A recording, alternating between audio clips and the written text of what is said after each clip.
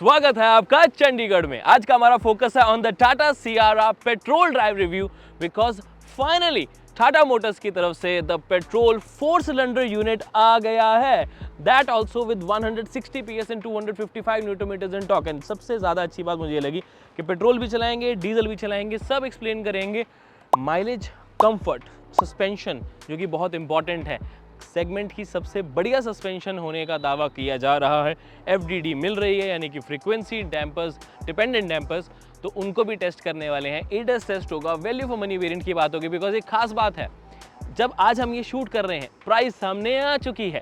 जो आपने पहले कुछ रिव्यूज़ देखे हैं जिन्होंने 3-4 दिसंबर को शूट किया है उनको प्राइस नहीं पता थी। हम कर रहे हैं 7 दिसंबर को शूट, तो हमें काफ़ी वेरिएंट्स की प्राइस पता है। But anyways let's focus on the drive review. क्या है, क्या नहीं, क्या अच्छा नहीं लगा, सब बताऊंगा आपको। कुछ छोटी छोटी चीज़ें भी मैंने पिन पॉइंट कर ली हैं। सो वीडियो को एंड तक देखना आपका काम, सारी इन्फॉर्मेशन देना हमारा काम। हेलो फ्रेंड्स, मेरा नाम है ऋषभ, मैं हूं आपका कार गाइड और आज का टॉपिक है the Sierra petrol drive review. 1.5 litre का ये turbo petrol engine Tata Motors का नया नवेला। कब से इंतजार कर रहे थे हम इस इंजन का, देर आए दुरुस्त है। क्या मस्त इंजन बनाया है कंपनी ने, रिफाइंड भी है, पावरफुल भी है और सबसे बढ़िया बात ये लगी है कि ये इंजन अब बहुत जगह यूज़ भी किया जाने वाला है। हैरियर सफारी में भी आपको यही इंजन ऑफर किया जाएगा। ये देखते हैं कि क्या पावर फिगर्स थोड़ी बहुत ही ट्यून की जाती हैं। वैसे तो मोर देन इनफ है, 160 PS and 255 newton metre stock segment के बेस्ट हो जाते हैं, थोड़ी सी मार्जिन से, लेकिन बेस्ट तो बेस्ट है ना। अब ज़रूरी ये हो जाता है कि ये इंजन बहुत बढ़िया लगा एक चीज़, लेकिन एक चीज़ से मेरी शिकायत भी है।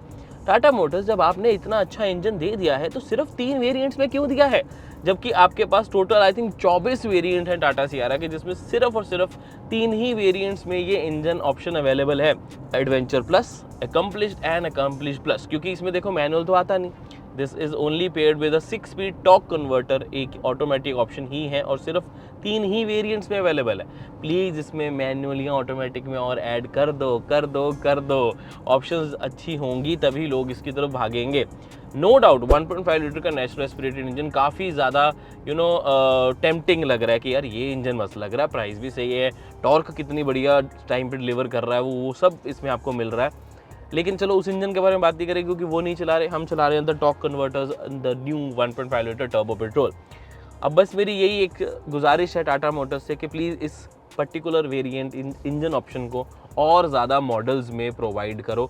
मैनुअल ट्रांसमिशन अगर नहीं किसी वजह से भी आप ला रहे हो, ऑटोमेटिक ही एटलीस्ट ज़्यादा में प्रोवाइड कर दो ताकि ये इंजन का ज़्यादा लोग मज़ा ले सकें। ज़्यादा वेरिएंट्स में होगा तो ज़्यादा ऑप्ट करना ईजी हो जाएगा। नेचुरल एस्पिरेटेड भी लेंगे लोग, लेकिन टर्बो पेट्रोल की अपनी बात हो जाती है बिकॉज एक्चुअल में वो टर्बो वाली फील आती है। स्पोर्ट्स मोड और बूस्ट मोड जिसे कहते हैं हम, उसे आपको प्रेस करोगे तो अल्टीमेट लेवल का पावर आपको मिल जाता है, जो अभी आपको दिखाऊंगा भी। सियारा के वीडियो देख रहे हो, इसका मतलब प्रीमियम प्रोडक्ट्स आपको अच्छे लगते हैं। अगर सियारा पसंद आई तो ये भी पसंद आएगा। This is the Involve 1 Batman edition, special edition car perfumes हैं जो कि आपकी गाड़ी को और भी ज़्यादा प्रीमियम बना देते हैं, लग्जरी फील करवाते हैं। मेड इन इंडिया फ्रेग्रेंस है, पूरी गाड़ी में स्प्रेड हो जाती है और लॉन्ग लास्टिंग भी है। साथ में आपको बैटमैन का कार्ड भी मिले, बल्कि एक नहीं 3 कार्ड्स मिलते हैं जिनको आप सामने यहाँ लगा सकते हैं। कुछ नहीं करना, इन पे हल्का सा स्प्रे करना है और पूरी गाड़ी में फ्रेग्रेंस स्प्रेड हो जाती है और काफ़ी देर तक रहती है बिकॉज ये कार्ड एब्जॉर्ब कर लेता है। डिस्काउंट चल रहा है बहुत अच्छा, 10% का। कार गाइड कूपन कोड लगाएं और QR कोड स्कैन करें या डिस्क्रिप्शन में जो लिंक है उसे क्लिक करके इन्वॉल्व 1 के ये परफ्यूम्स ज़रूर ट्राई करें। बेस वेरिएंट्स और प्योर वेरिएंट तो सही में वैल्यू फॉर मनी है। अभी एडवेंचर प्लस मुझे 18 लाख पे ठीक लग रहा है, मतलब बुरा नहीं है, अच्छा भी नहीं है, ठीक लग रहा है। टॉप वेरिएंट की प्राइस देखने वाली बात इंटरेस्टिंग है क्योंकि अब जब हम इस गाड़ी को चला रहे हैं तो इसके बाकी वेरिएंट्स की प्राइस आ गई है, तो मैं आपको ईजिली बता सकता हूँ उसके बारे में भी। ये एक एडवांटेज मिल गया हमें ऑलमोस्ट लास्ट डे पे इसको ड्राइव करने का, बिकॉज 6 दिसंबर को प्राइस आई है और 7 दिसंबर को हम इसको चला रहे हैं आज, तो हमारे पास एडवांटेज ही हो गया कि हमें प्राइस काफ़ी वेरिएंट्स की पता लग गई। तो प्योर एक ऐसा वेरिएंट है जो कि प्योरली वैल्यू फॉर मनी है, और जो एडवेंचर वेरिएंट है इसका वो ठीक है। एडवेंचर प्लस मुझे मतलब बहुत अच्छे नहीं लगे बट ठीक है, लेकिन ध्यान रखिए कि एडवेंचर प्लस से ही ये टर्बो पेट्रोल शुरू होता है, ठीक है। टॉप वेरिएंट का प्राइस यार 20 लाख से ऊपर मत जाना Tata Motors please. Most probably जब तक हम ये वीडियो लाइव करेंगे आपसे तब हो सकता है कि टॉप वेरिएंट की प्राइसिंग आ जाए, बट ये भी हो सकता है कि कंपनी सेल्टोस के प्राइस आने का इंतजार कर रही है क्योंकि 10 दिसंबर को वो भी आ जाएगी, 2 दिन बाद अभी। बट लेट्स सी क्या बनता है। सेल्टोस वाले सियारा की प्राइस का वेट करें, सियारा वाले सेल्टोस की प्राइस का, ये गेम लंबी चलती रहेगी। बट अब इस गाड़ी के और चीज़ों के बारे में बात करने का समय आ गया है। ब्रेकिंग, ऑल 4 डिस्क ब्रेक्स आपको सारे ही वेरिएंट्स मिल जाती है और ये जब भी कोई भी कंपनी करती है मैं हमेशा उनको अप्रिशिएट करता हूँ कि डिस्क ब्रेक 2, जब स्पेशली आप 4.3 मीटर एसयूवी सेगमेंट में आ गए हो तो अब आपको एक डिस्क ब्रेक देना बनता है ऑल 4। उसका बेनिफिट ये मिल जाता है, स्टॉपिंग और डिस्टेंस डेफिनेटली देखो बेटर है। आप जब 4.3 मीटर एसयूवी कॉम्पैक्ट लेख रहे हो तो आप एक प्रीमियम सेगमेंट में ऑलरेडी आ गए हो, तो उसमें ब्रेकिंग में कोई कॉम्प्रोमाइज़ नहीं होना चाहिए। So all 4 disc brakes, thumbs up Tata Motors. Safety के लिए ब्रांड ने सियारा में तो बहुत ज़्यादा अलग अलग इनोवेशन लेकर आए हैं। जैसे आपने काफ़ी वो रील्स देखी होंगी इलेक्ट्रिक पार्किंग ब्रेक वाली, नहीं देखी तो मैं थोड़ा बता देता हूँ कि इलेक्ट्रिक पार्किंग ब्रेक जो है, हैंड ब्रेक तो देखो इसका किसी वेरिएंट में नहीं है, बेस वेरिएंट में भी इलेक्ट्रिक पार्किंग ब्रेक ही ऑफर करी गई है। अगर आपने सीट बेल्ट नहीं पहनी है या डोर कोई खुला है तो गाड़ी चलेगी ही नहीं, यानी कि ब्रेक लगी जाती है, वो ब्रेक इंगेज रहती है, चलेगी। आप रेस जा दोगे तो घिसटने लग जाएंगे पिछले टायर्स, चलेगी बट अगेन आपको रोक के उसको सीट बेल्ट लगानी ही पड़ेगी कि भाई ये तो करना पड़ेगा। ओवरराइड करने का भी एक तरीका है, लेकिन टू बी वेरी ऑनेस्ट मैं नहीं बता रहा आपको शायद पता भी होगा लेकिन मैं नहीं बता रहा, क्योंकि मत करना ओवरराइड। आप उसको चलाओ सीट बेल्ट के साथ ही, एक अच्छा फीचर है उसे यूज़ करो ना मेरे दोस्त, सेफ्टी फीचर है, बेल्ट लगाना भी तो ज़रूरी है।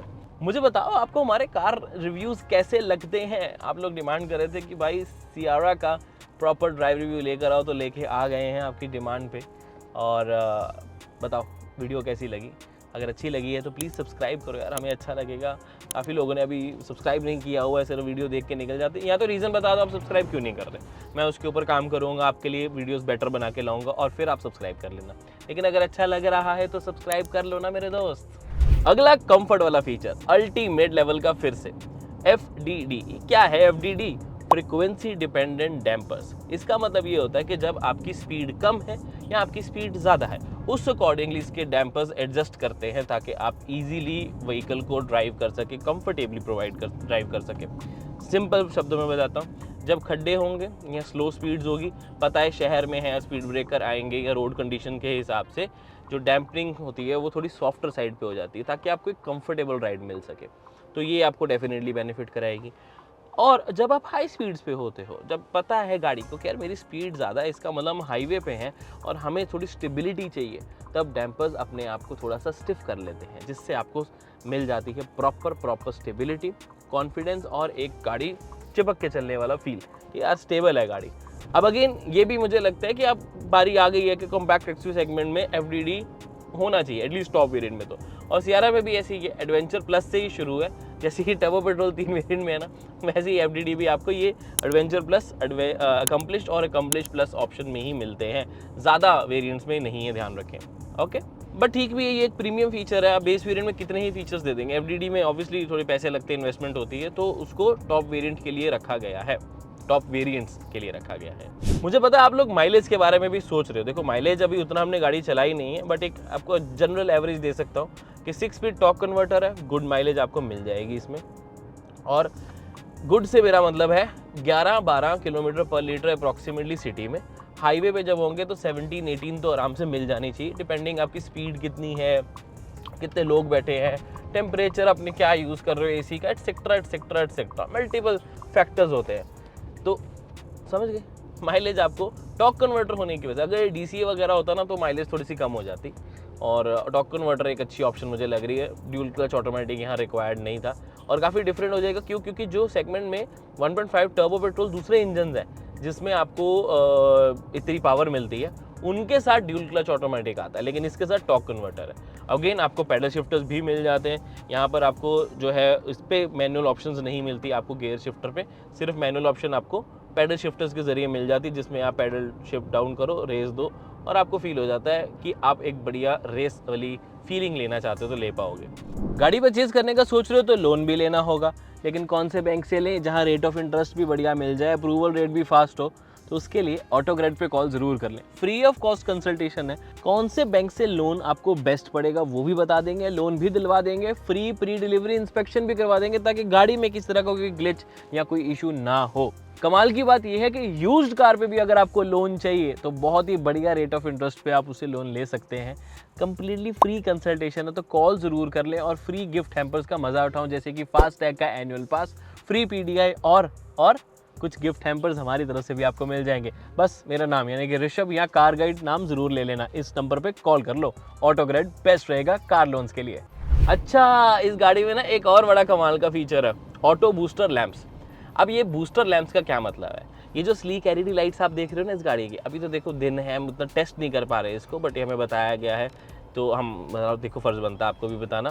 ऑटो बूस्टर लाइट्स का बेनिफिट ये मिलता है कि ये भी फ्रीक्वेंसी है, जैसे सस्पेंशन आपकी स्पीड के अकॉर्डिंगली एडजस्ट होती है, वैसे इसकी लाइट्स भी होती है। तो जब आप स्लो स्पीड्स पे हो तो ये अपने आप को जैसे वाइड और क्लोज ऐसे रखना चाहती है, हाई बीम लो बीम वाला जो फंक्शन आपको बता रहा हूँ बेसिकली। और उसी में जब आपकी स्पीड बढ़ जाती है तो ऑटोमेटिकली ये जो लैंप्स है, एलईडी हेडलैम्प्स है, इनकी इंटेंसिटी भी बढ़ जाती है, इनका थ्रो भी बढ़ जाता है। Wow, that is a nice. इस सेगमेंट में अगेन अभी तक किसी और गाड़ी के पास नहीं है, तो सियारा में वो मिल गया तो अच्छा लग रहा है। बट अगेन अभी उसको टेस्ट करना बाकी है। ये तो अभी थ्योरेटिकल नॉलेज मैंने आपको दे दी, प्रैक्टिकल तब आएगी जब हम इसका नाइट ड्राइव रिव्यू करेंगे। आई थिंक कई लोगों ने अपलोड किया भी है तो आप उसे देख सकते हैं, बाकी हमारे नाइट ड्राइव रिव्यू देखना तो आप थोड़ा सा वेट कर लो। अब बात करते हैं सेफ्टी फीचर्स की, वो है ADAS यानी कि ऑटोनोमस ड्राइविंग असिस्टेंट सिस्टम। इसमें आपको adaptive cruise control, lane keep assist वगैरह तो मिले, ये तो जनरल फीचर्स हैं।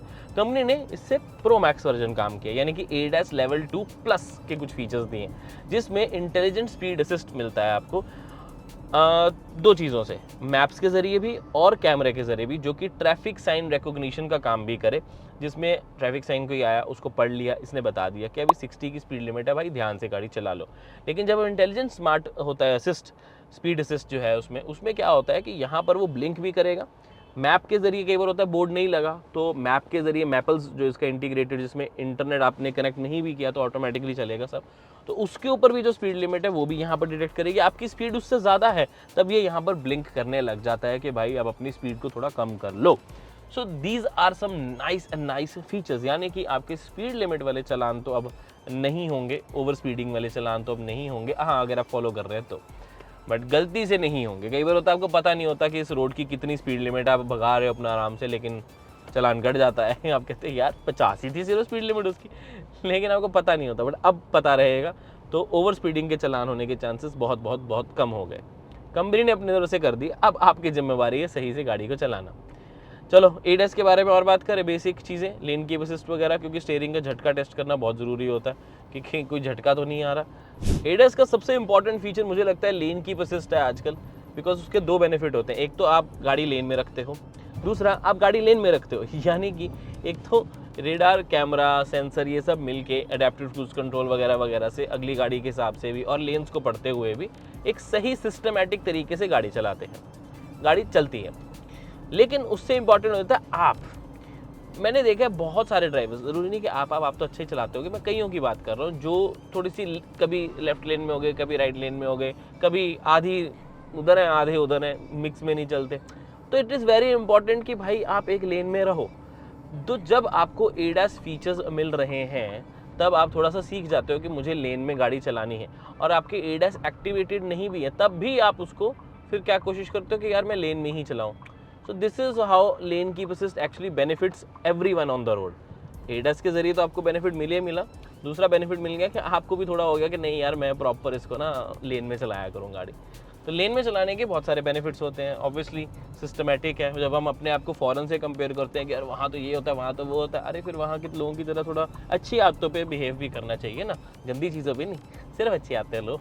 सो ADAS फीचर्स का पूरा मज़ा उठाना और कन्वीनियंस का भी, तो अडेप्टिव क्रूज कंट्रोल लगाओ, लेन की असिस्ट ऑटोमेटिकली एक्टिवेट हो जाएगा और आराम से यूज़ करो। अब अगली गाड़ी के साथ मैं अभी ब्रेक नहीं लगा रहा हूँ, मैंने सिर्फ स्टीयरिंग थोड़ा मैनूवर किया क्योंकि कोन्स लगे थे, बट अब लेन की असिस्ट और अडेप्टिव क्रूज कंट्रोल दोनों का कॉम्बिनेशन काम कर रहा है, जो अगली गाड़ी के हिसाब से मेरी स्पीड सेट है। मतलब मैं कुछ नहीं कर रहा, मैंने तो 60 बोला था गाड़ी को, लेकिन अभी ये 30 पे चल रही है क्योंकि अगली गाड़ी 30 पे चल रही है। So this is how adaptive cruise control also works. अभी स्टॉप एंड गो ट्रैफिक में भी काम करेगा, again a pro max feature, इसीलिए बिकॉज एक्चुअल में अडेप्टिव क्रूज कंट्रोल तभी फ़ायदा है जब उसमें स्टॉप एंड गो हो। बम्पर टू बम्पर ट्रैफिक में आपको बार बार रेस ब्रेक करने की ज़रूरत नहीं पड़ती, ऑटोमेटिकली गाड़ी चलती रुकती है ऑटोमेटिकली, बट एक सेट टाइम तक, ऐसे नहीं कि लगातार वही चलता रहेगा। तो क्योंकि अब जैसे काफ़ी देर रुक गई, आप आराम से फ़ोन चलाने लग गए, आधा घंटा 1 घंटा कभी कभी जाम में हो जाओ, ऐसे थोड़ी एकदम से चल पड़ेगी। 5 मिनट 1 मिनट भी होगा तब भी अपने आप नहीं चलेगी, 3-4 सेकंड का ही गैप होता है कि जिसमें गाड़ी ऑटोमेटिकली चले और रुके। जब उससे ज़्यादा हो तो आपको जस्ट रिज्यूम दबाना है, तो वो रिज्यूम होके अपने आप एडेप्टिव क्रूज कंट्रोल दोबारा ऑन हो जाता है। So this is all technology जो अभी मैं आपको थ्योरेटिकली थोड़ा सा समझा सकता हूँ, बट मेरी रिकमेंडेशन होगी अगर आपने ADAS फीचर्स कभी एक्सपीरियंस नहीं करे हैं तो प्लीज़ करो, समझो उन्हें, क्योंकि ये भी टेक्नोलॉजी का पार्ट है। आगे जाके सारी गाड़ियों में जेन्युइनली ADAS फीचर्स हुआ करेंगे। अच्छा, एक और मेरी बात सुनो, ADAS फीचर्स में जो एक फीचर अच्छा है लेकिन उसमें एक थोड़ी अभी इम्प्रूवमेंट की ज़रूरत भी है, that is automatic emergency breaking. जैसे अभी व्हीकल्स थोड़ा सा कोई आगे आता है, फटाफट ये गाड़ी ब्रेक लगा देती है। सारी गाड़ियों में ऐसे ही होता है जिसमें भी ADAS है।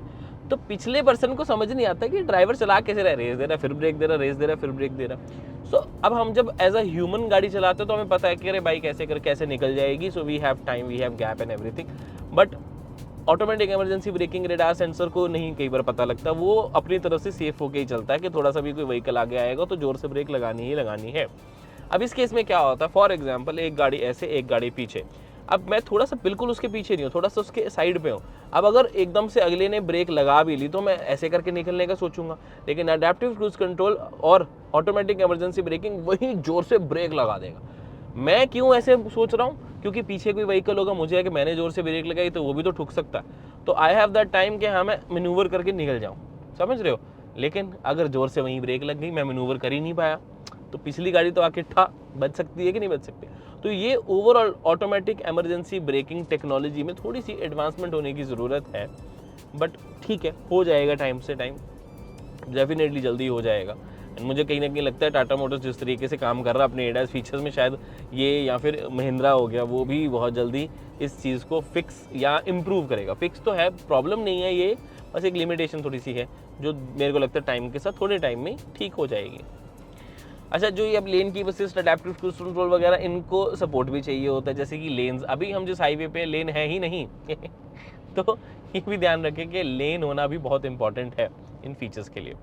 अब इतनी बड़ी गाड़ी है तो विजिबिलिटी एक बहुत स्ट्रॉन्ग पॉइंट है, चलो डिस्कस करते हैं। ORVM काफ़ी बड़े, काफ़ी अच्छे से पीछे विजिबिलिटी मिल जाती है। IRVM विजिबिलिटी कोई प्रॉब्लम नहीं, अल्टीमेट। हाउएवर ये ऑटो डिमिंग IRVM जो है ना, फीचर सेफ्टी प्रॉपर प्रोवाइड करे, लेकिन ये बहुत ज़्यादा मोटा है, प्रीमियम फील नहीं हो रहा। तो मुझे लगता है कि ये जो IRVM है इसे थोड़ा सा बेजल लेस, पतले बेजल्स के साथ होना चाहिए था। It's time to change it. काफ़ी देर से ऐसा ही आ रहा है, तो आई बिलीव चेंज करने की बहुत बड़ी ज़रूरत है कंपनी को। जब इतनी प्रीमियम गाड़ी बना दी है तो ये भी तो प्रीमियम पूरा फील होना चाहिए। आपको क्या लगता है IRVM के बारे में, कमेंट करके बताओ। लेकिन अब एक और कमी के बारे में बात करता हूँ, वो ये है, पहले चलो अच्छा बता देते हैं कि जो ग्लासेस हैं ये साइड वाले सब टिंटेड हैं, तो ये एक प्रीमियम फील भी देते हैं, धूप ज़्यादा नहीं आती, UV कट भी हैं तो स्किन पे ज़्यादा ख़राब नहीं करेंगे। हाउएवर आप इसे अगर खोलना चाहते हैं तो आप देखेंगे कि 1 टच डाउन नहीं है इसमें। आउच, ड्राइवर तो एटलीस्ट 1 टच डाउन अप होनी चाहिए थी। ईजी हो जाता है, मैं ड्राइव कर रहा हूँ, मेरे को बस क्लिक किया, खुल रहा है तो मैं कुछ कर सकता हूँ। सो मेरे को अब लगातार मेरा राइट हैंड जो है उसको रखना पड़ेगा जब तक ये पूरा खुल नहीं जाता या जब तक ये पूरा बंद नहीं हो जाता। एटलीस्ट 1 टच अप या डाउन एक चीज़ तो कर देते ड्राइवर के लिए, छोटी चीज़ है, मेरे को लगता है इम्प्रूवमेंट की जा सकती है। नए मैन्युफैक्चरिंग ईयर के साथ शायद कंपनी कर दे, बट चांसेस काफ़ी कम है। देखो बहुत सारी गाड़ियों में तो ऑल 4 विंडोज़ में 1 टच अप डाउन आपको मिल जाता है, स्पेशली आप ड्राइवर साइड से जब करना चाहते हो तो, लेकिन इसमें अनफॉर्चुनेटली ड्राइवर के लिए भी नहीं है। आउच आउच आउच, ये एक स्कोप ऑफ इम्प्रूवमेंट और IRVM स्कोप ऑफ इम्प्रूवमेंट। आपने कहना है टाटा मोटर्स ने इतने फीचर दे दिए, इतनी बढ़िया गाड़ी बना दी, ऋषभ फिर भी नहीं हटता, कोई ना कोई गलत चीज़ निकाल ही लेता कि ये नहीं है, ये नहीं है। अरे हमारा फ़र्ज़ बनता है भाई आपको छोटी छोटी चीज़ बताना, क्योंकि जब आप गाड़ी परचेज़ कर लोगे तो ये IRVM पतला होता तो और ज़्यादा प्रीमियम फील करते, ये 1 टच डाउन होता तो आपको कन्वीनियंस होती। तो ये चीज़ें भी आपको पता होनी ज़रूरी है, इसलिए हम ये छोटी छोटी चीज़ें भी आपको बताते हैं। अब एक चीज़ पता क्या अच्छी हुई कि हम ख़राब रास्ते पे आ गए। Thank you. मैंने ड्राइवर पाजी को बोला था जो हमारे साथ और एक व्हीकल मिलता होता ट्रैकिंग के लिए, उनको मैंने बोला था, मैंने कहा कुछ इस तरीके का रास्ता भी थोड़ा सा बता दो कि सब तरह का कवर हो जाए, तो हाईवे भी ले आए वो, अब ख़राब रास्ता भी आ गया और एक सुंदर सी लोकेशन पे जाके आपके लिए शूट भी हो जाएगा। अब एक SUV हो और पहाड़ों में ना चलाएं, ऐसा हो नहीं सकता। तो चंडीगढ़ से थोड़ा सा आगे आ गए ताकि पहाड़ों में भी एक्सपीरियंस कर सके of the Tata Sierra, specially the petrol variant, the 1.5 litre. This is actually nice. To be very honest, मुझे लगा था कि थोड़ा कभी कभी स्ट्रगल कर सकता है, बट नहीं, एफर्टलेसली चढ़ाई कर रहा है। अभी 2 लोग बैठे हैं, सामान हमने पूरा रखा है, ऑफकोर्स लगेज हमारा 4 दिन का, बिकॉज हम तो सीधा जम्मू से आ रहे हैं, प्लस हमारे पास ऑब्वियसली कैमरा का इक्विपमेंट भी है, तो आप लेके चल सकते हो कि 3 लोग में भी गाड़ी में बैठे हैं, 3 साढ़े 3 लोग, ठीक। और एक्चुअल में सही से पहाड़ों पे चल रही है। क्यों? क्योंकि पावर टॉर्क दोनों की डिलीवरी काफ़ी जल्दी शुरू हो जाती है। आपको अराउंड 1500 आरपीएम से फील होने लग जाता है कि आई हैव दैट पावर। हाँ, सही टॉर्क तो आपको 2000 के बाद मज़ा आता है, लेकिन पहाड़ों में बहुत एफर्टलेसली गाड़ी चल रही है। तो ऑटोमेटिक ट्रांसमिशन स्मूथ है, बिल्कुल भी आपको कहीं पे भी अंडर पावर्ड फील नहीं होने वाला इस गाड़ी के साथ। इतनी बढ़िया चढ़ाई चढ़ रहे हैं, कान बंद होने शुरू हो गए हैं। Clean, neat and tidy engine भी देख के ना काफ़ी सेटिस्फेक्शन सी मिलती है कि काम अच्छे से हुआ है। बहुत सारी चीज़ें सिस्टमेटिक हैं, चीज़ें फिल करना काफ़ी इजी है, चाहे ब्रेक फ्लूइड हो, एसी के लिए हो, मतलब कुछ भी करना है ना, सब कुछ बहुत इजी टू, मतलब सर्विसेबल पॉइंट से मेरे को सही लग रहा है। उसके अलावा मुझे ये भी लग रहा है कि नीट एंड टाइडी, इंसुलेशन वगैरह प्रॉपर, पैडिंग्स वगैरह भी हर तरह दी गई हैं, तो साफ़ सुथरा है। प्लीज़ इसे साफ़ भी रखना, ठीक है ना, जब परचेज़ कर लोगे। Nice work Tata.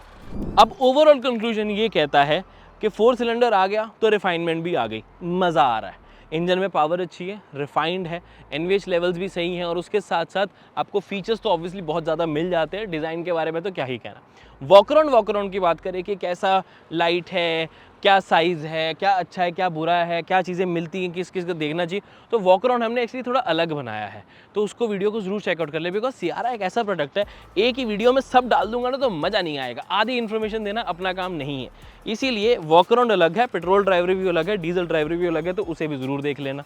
बाकी पेट्रोल के बारे में मेरा ओपिनियन ये है कि और ज़्यादा वेरिएंट्स में इसे होना चाहिए था। मैनुअल ट्रांसमिशन होती तो बहुत मज़ा आ जाता। छोटे छोटे फीचर्स जो है मैंने वो भी आपको बता दी, बट जो मिला है वो अच्छा मिला है। और चाहिए मुझे, और चाहिए, टाटा मोटर्स मुझे और चाहिए। So this is my opinion on the petrol. आपको क्या लगता है नीचे कमेंट करके बताओ। मेजर क्वेश्चन अब आ जाता है कि जो एकम्प्लिश प्लस यानी कि टॉप वेरिएंट है उसकी प्राइस क्या होगी। बिकॉज सेगमेंट की बाकी गाड़ियों से ज़्यादा फीचर्स तो हैं, लेकिन मैं नहीं चाहता कि उनसे ज़्यादा प्राइस हो।